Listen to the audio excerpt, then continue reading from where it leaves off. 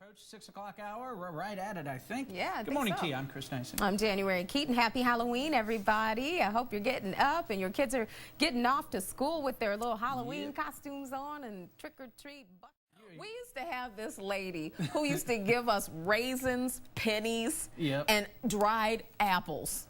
Like, what is that? Kids don't want to eat that stuff. Yeah, there was one house that used to do that as well. Pennies? Even back then, we knew a penny couldn't get you anything. See you soon, Chris. Police are still investigating a drive-by shooting that happened on Westover over the weekend. Just before 11 Saturday night, 2 victims located on Dominion Court alerted authorities to the incident. They say while driving down Westover, a black male drove up beside them and began firing at them into the vehicle. Wanted for more than 6 years in today's Manhunt Monday. Have you seen Erica Nicole Law? She's been wanted since May of 2005 when she never showed up for court on probation. Well, Lee County officials say they had a surprisingly good turnout for their pill drop project Saturday. Residents were invited to come out and drop off their old prescription meds. Officials say they encourage people to come out and make sure pills are being disposed of properly. Good morning, everyone. It's Thursday, November 3rd. I'm January Keaton. And good morning to you as well. As she said, it is Thursday. Good morning to you. I'm Chris Nyson. You're inside of our first hour. You better believe it is. It's 5 a.m., everybody. Yes. Time to wake up and bring us some breakfast sandwiches.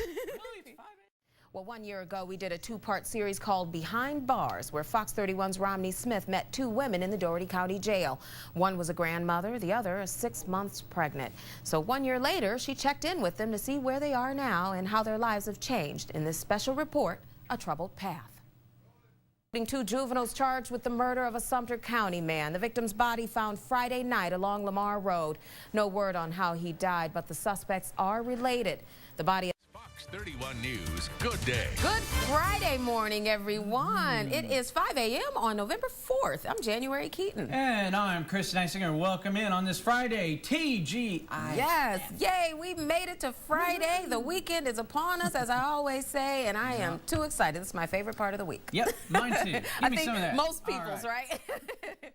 A Doherty County school system principal, as we mentioned, and her husband turned themselves in yesterday after a controversy involving their daughter.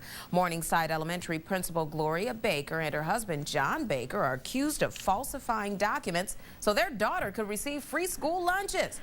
According to state records, Gloria Baker earns more than $90,000, well over the $24,000 income max to qualify to receive a free lunch or reduced price lunch. Now, all right, thank you for the reminder, Chris.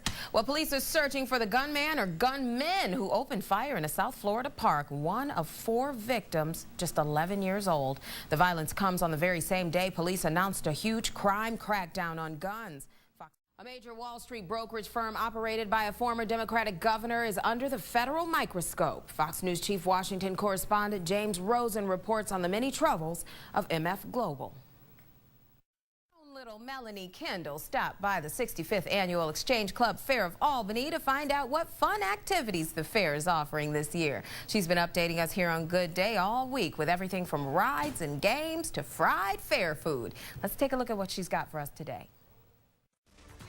All right, everybody, you know what time it is. Bieber's a big deal on YouTube. Scarlett's speaking out about that nude scandal, and Kim says she didn't marry for the money, she married for love. But first in the buzz, tragedy for a Glee star losing her dad to murder. Do you guys know who Charisse is? I didn't until I learned that her father was just killed this week in her home country of the Philippines. Ricky Pimpenko stabbed to death at a grocery store by a drunk man for no apparent reason. Police calling the murder random. The 19-year-old, who was long estranged from her father, tweeted, "I loved him and I will still love him. He's still my dad after all." Moving on, that tiny speck in the crowd right in the middle there is Kim Kardashian jetting without her wedding ring to Sydney, Australia. Tomorrow on Good Day, we talk to the Junior League about their very spooky Hollywood Affair Halloween party.